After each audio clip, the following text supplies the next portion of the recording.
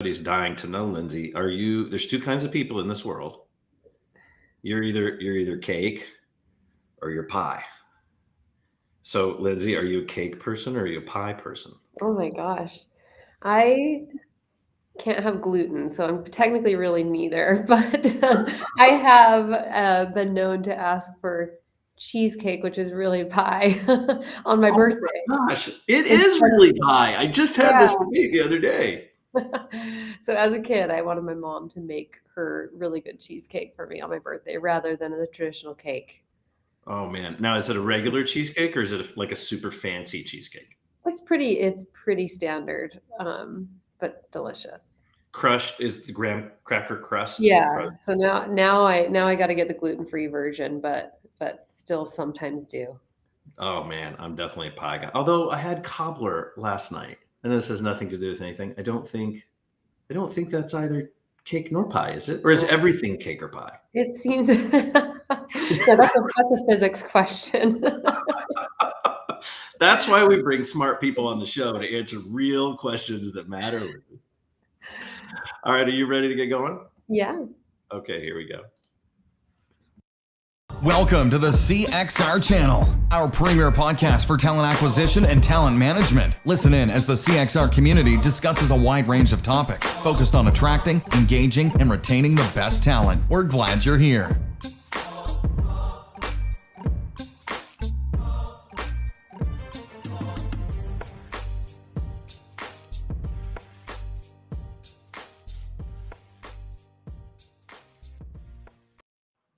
All right, good day, everybody. I'm Chris Hoyt, fan of pie, and your host for today's Recruiting Community Podcast episode. If you're new here, that's okay. We actually hope you'll make yourself at home and jump right in if listening live on Twitter, LinkedIn, YouTube, or Facebook. You can do that by just saying hello in the chat stream, putting your social or professional profiles in there, or even asking today's guest any question that you'd like. I'll do my best to include that here with an overlay and a shout out for you. So if you're watching it, you're going to see that on the screen. And if you're listening, we'll say your name. So don't be shy. Also, this show, so that you are reminded, is powered by love. That's right, love. It means we don't have any sponsors or people that actually pay or contribute in a monetary way to the show. We just sit down once a week and we actually talk to people that our community members and leaders have said they'd like to hear from or learn more about. So please hit the like and subscribe buttons and visit our community online at cxr.works to literally see how you can help determine who should be next and how you might even be able to join us for a chat or two. Now, I am happy to introduce a new friend to today's episode. She is an intellectual force to be reckoned with on the topic of data science and AI, and was a recent CXR community panelist where we discussed with about 40 companies or so the importance of transparency and ethics within the realm of AI. And she's a new CXR Talent Solutions community member herself. Please welcome to the show, Dr. Lindsey Zuloaga. There we are. Hello, Lindsey. How are you?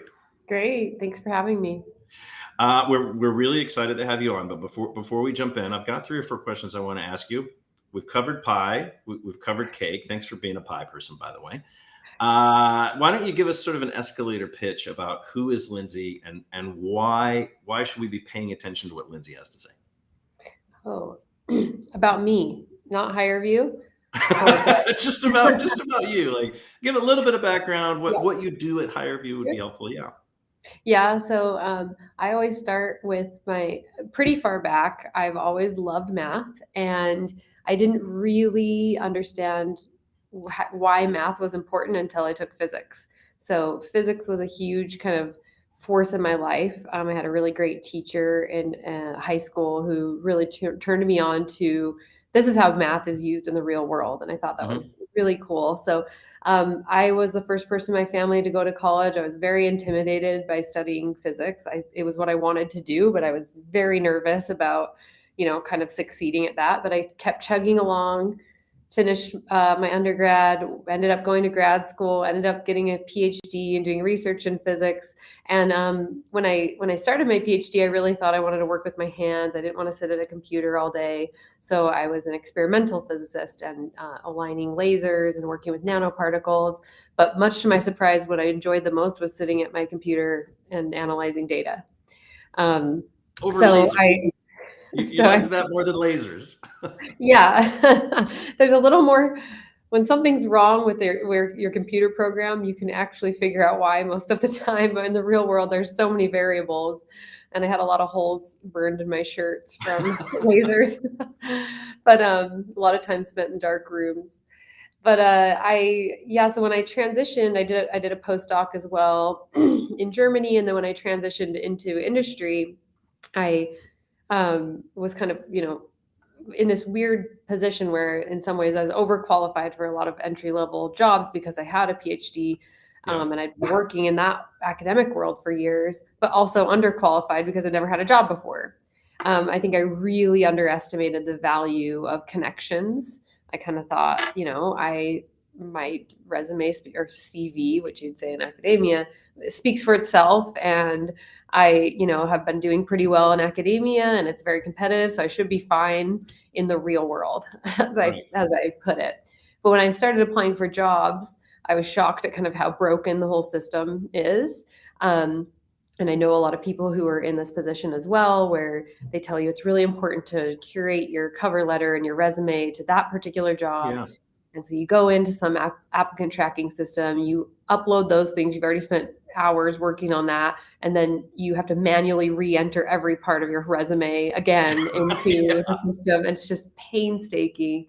You press submit, and often you never hear anything ever again.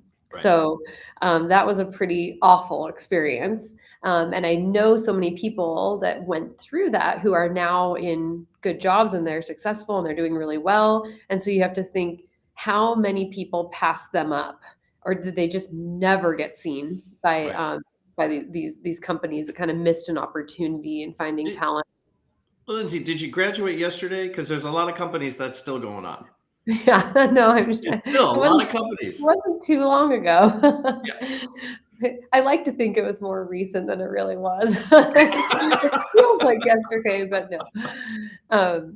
No, so I think that that experience, I got into data science at a really good time when it was still pretty new and there wasn't data science majors, so a lot of people from different STEM backgrounds coming in, using data in the real world, writing code to analyze data, all that stuff that I like, and so it's kind of an opportunity when I got into it, and then learned about what Hirevue is doing, and was really excited because it tied to my own experience, and so yeah, Hirevue is a talent experience platform. We are kind of known for the asynchronous video interview, which our founder had that idea in 2004 when he had the idea to ship everyone webcams so they could record themselves taking an interview. I remember that. So I was in the space when that was still going. You know who else was in the space? Jerry Crispin was in the space. Say hello to Jerry. He just popped by.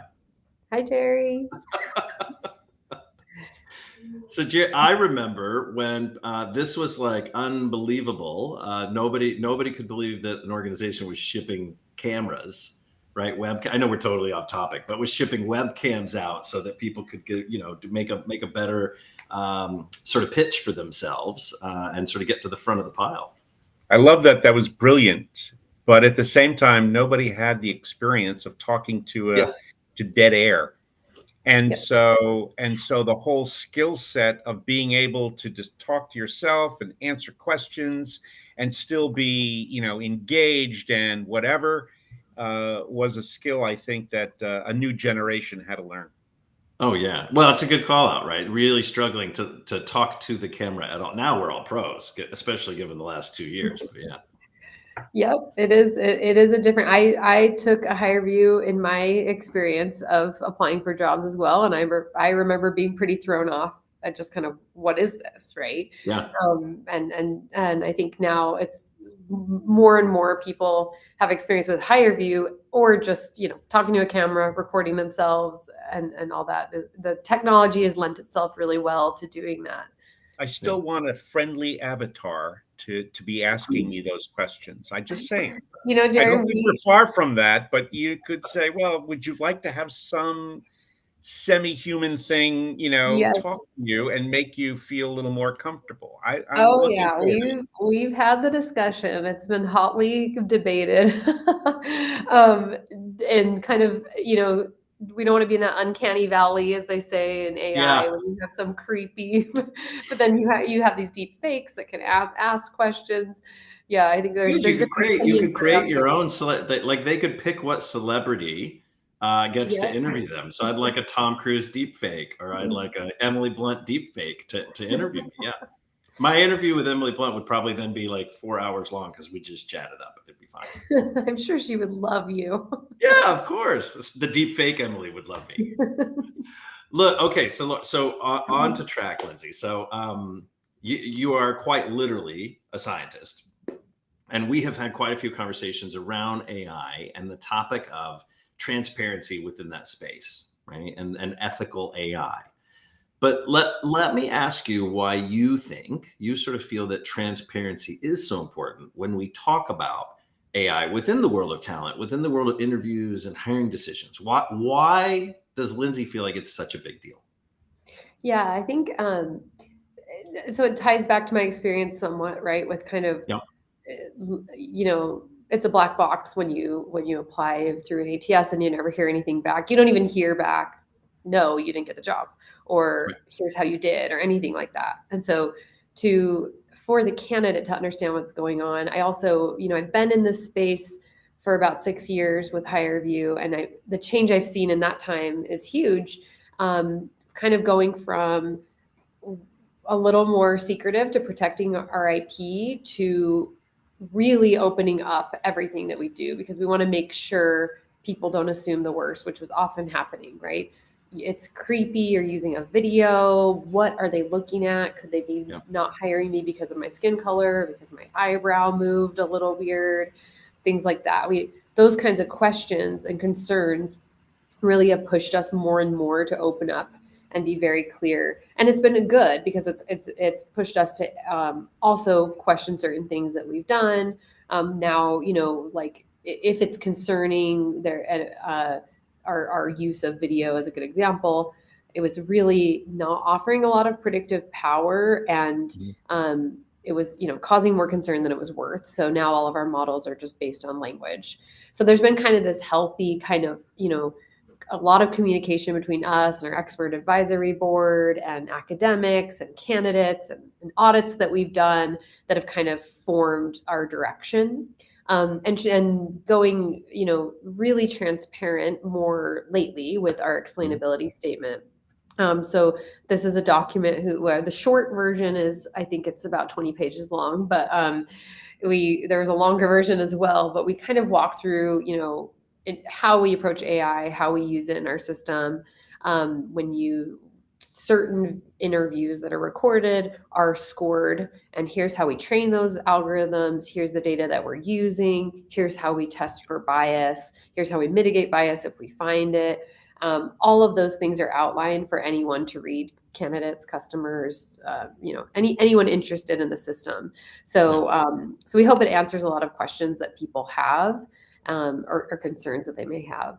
Yeah, and I think we sort of say tongue in cheek when we say it's the short version. It is the short version for real, and 20-something pages is no joke. It is worth the read, though, to sit down and go through. And for those who are listening, if you're watching live, we've got the URL up on the screen. But for those who may just be listening, it's just cxr.works/documents/Hirevue explainability statement. And there's dashes between each of those, but we will put it in the show notes too, so it'll actually be a real link. But you can check that out. It is worth going through and sort of exploring that document and the work that's gone in on it. And I imagine that this is the first iteration of this, right? I suspect we're going to see maybe a couple versions of this as this grows and the knowledge and awareness increases. Yeah, it's a living document. So as things change and grow, we'll update it. We also have some audits out there. If you Google around, you can find a couple of audit reports that we've shared publicly as well. And I think that's a great step. Audits are interesting because no one knows really what an AI audit is. And we did a few that kind of approach it from different lenses, but all of those are interesting. Yeah. I love that. So let me ask you, Lindsey, what do you think are some of the ways people from your space, from our space, are actually making an impact or a difference outside of obviously the explainability statement and the tremendous amount of work that's gone into that, but making a difference on the topic of transparency and ethics in artificial intelligence? Yeah, I think, 5 or 6 years ago, that topic was just not even a part of the data science Right. toolbox, really. So it is changed entirely, where that's a part of data science education. It's actually not as simple as it might sound. Like, there are even mathematically many different definitions of fairness and bias, and it's impossible to satisfy all of them at the same time with most real world data. So you kind of have to pick which ones are important to you. Outside of just the math, there are many different ways of looking at fairness. Our audit with Kathy O'Neill is a good example of kind of looking at all the different stakeholders that interact with the system and concerns that they might have. That's not just mathematical. It's kind of the process and functional kind of bigger picture, holistic picture. But we've seen, this become a really big part of the conversation in obviously a lot of realms, but hiring is a big one. It is, AI is being used at many different places in the funnel, and I'm kind of talking about the assessment piece, but even just to how do you source candidates? That sourcing is an interesting area, I think, because when we assess candidates, they've applied for a job, and so there are guidelines from the EEOC, and there are many, precedents that have been around for decades around kind of how we define fairness in that sense. But when you're talking about before application, it's kind of a different world, and it's you have like kind of like programmatic advertising type, almost like targeted marketing type issues. Where are we saying that if someone looked at handbags, we're never going to show them a software engineer role? Like, who is even regulating that, right? Like that's just like a totally new question. So I think, there are a lot of players in this space, and we had, I sat down recently with with Athena from HiredScore and Barb from Sapia. It's two really great examples. Sapia put out a really great document on how they approach their FAIR framework. I know that we have a couple players in the space, also from Pymetrics, people that have done audits or are testifying for things like this New York City law.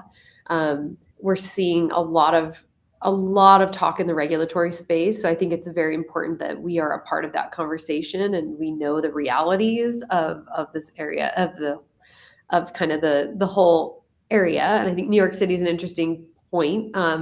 There are some things that lawmakers will write into a law with good intentions, but we need to weigh in. In this case, there's a 10-day waiting period. Yeah, and I'm going to say what you're being so nice about. Some of our lawmakers are just dumb. Like when it comes to the topic of AI, right, or it comes to the topic of even hiring and employment, some of them are just dumb. And so I think it's super important to get brilliant people in the space together, like you or Athena and Barb, like Frida and many others, to come together and say, look, this is what this actually means. Let us help to educate you. Right. And that's why we were excited to see the Hirevue team join this talent solutions community piece that we put together. Now, this is an effort for those who maybe haven't heard yet. Jerry's way more elegant than I am, but the idea here is that the talent solutions community is establishing a baseline on this topic and a few others, sort of pulling the industry together to sort of help define these challenging issues, right, together, and getting momentum. There's a live meeting coming up, I think, in Chicago. We're doing that. I love to say live meeting again. It feels so good. But where we're bringing those guys together, and in no particular order, we're talking about obviously Hirevue and some brilliant folks we've pulled in: Seek Out, Oracle, iCIMS, HiredScore, the Mom Project, great people, Spark. We've got Higher Ed, College Recruiter, Shaker Advertising, Phenom, Pymetrics, Social Talent, Aspen Technology, Cielo, Paradox, Compa, and Appcast. And I think there's a partridge in a tree that we've added to that as well, that we're excited to come. It's about 21 companies that have come together. We're being incredibly particular with it, but at CEO founder level, that are doing exactly what you're talking about, Lindsey, is pushing to raise awareness and drive those that legislature work in the right direction, right? To help provide some guidance and a resource and a hub of information and experts. I don't know, Jerry, if you want to add to that. Did I miss something? Just one observation in terms of the conversation that we're having is that, is that when we look at all of these issues around transparency, a lot of them are in the past were designed around what we would do to touch the candidate, if you will. And now a lot of this has to do with how the candidate perceives what we're doing to them.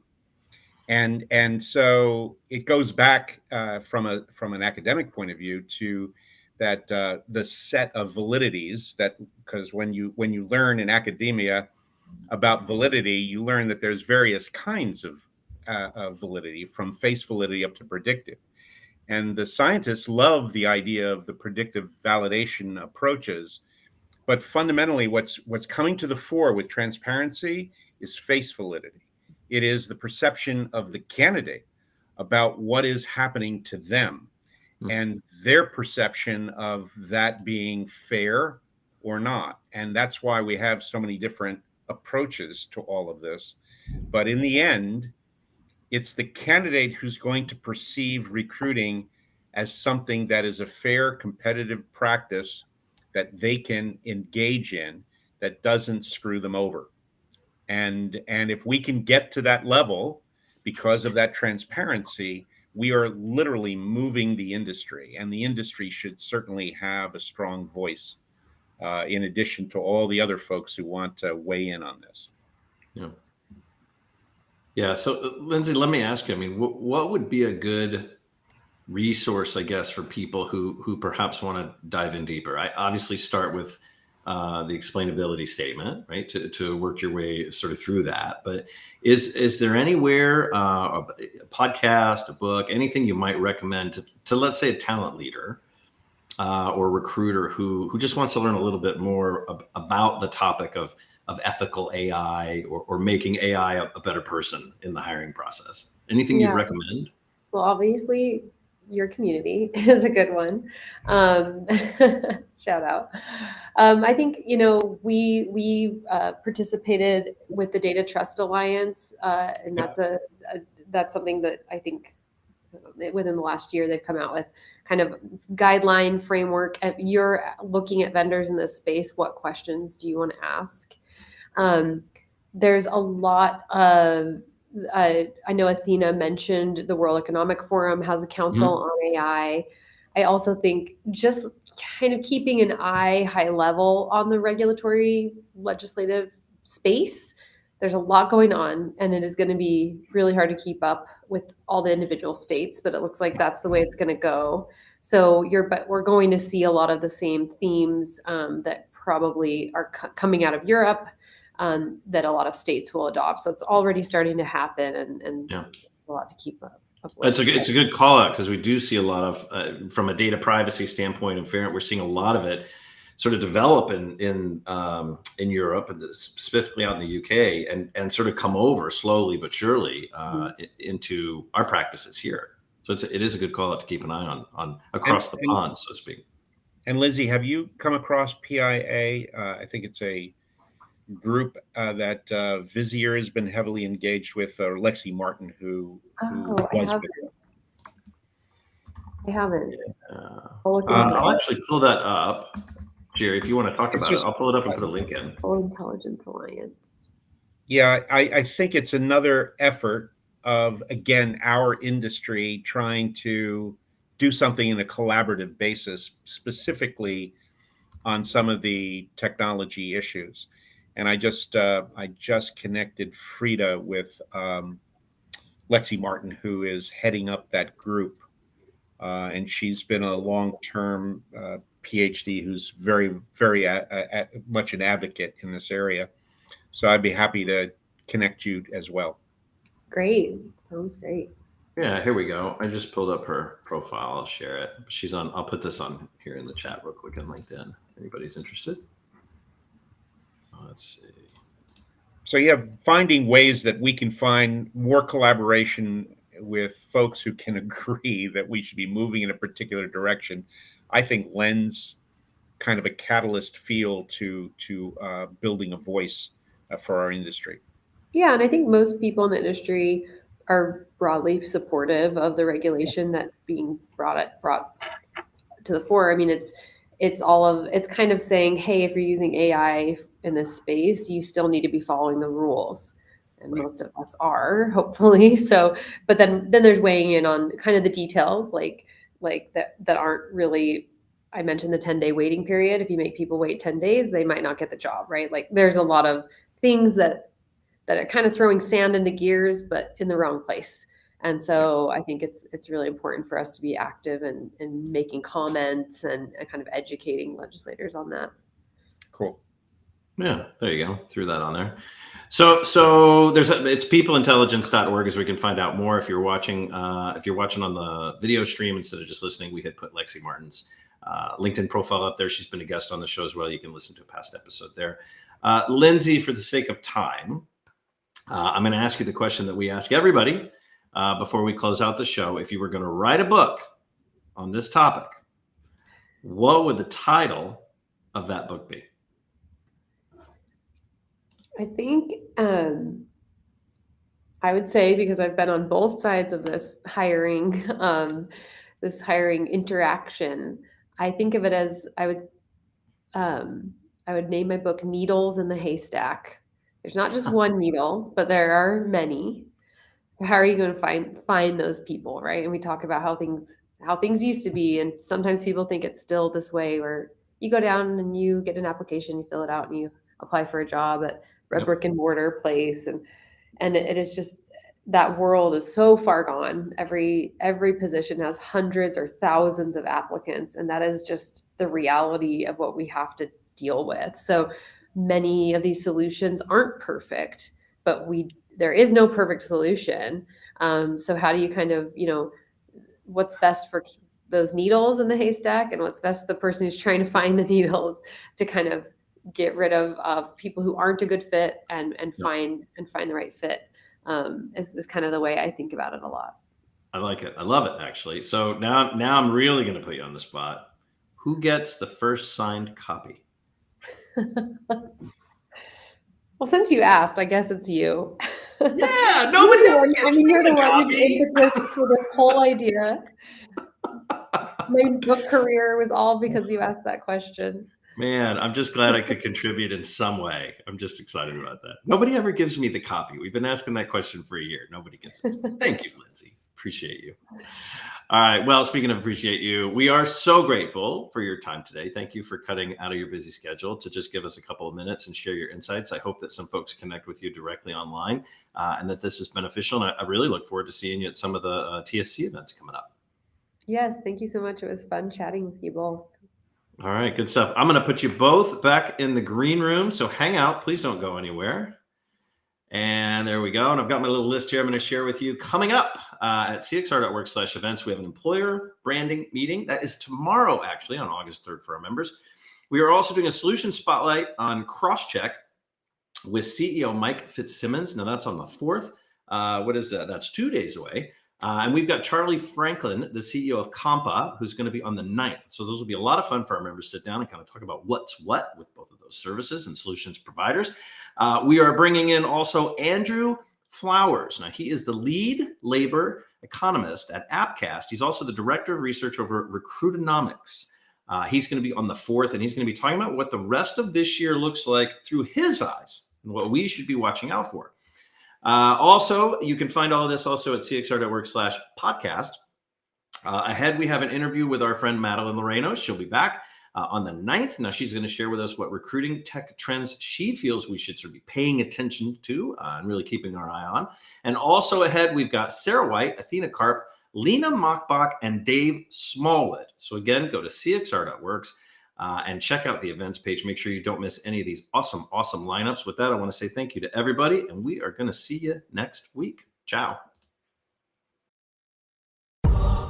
Thanks for listening to the CXR channel. Please subscribe to CXR on your favorite podcast resource and leave us a review while you're at it. Learn more about CXR at our website, cxr.works, facebook.com and twitter.com/careercrossroads, and on Instagram at careerxroads. We'll catch you next time.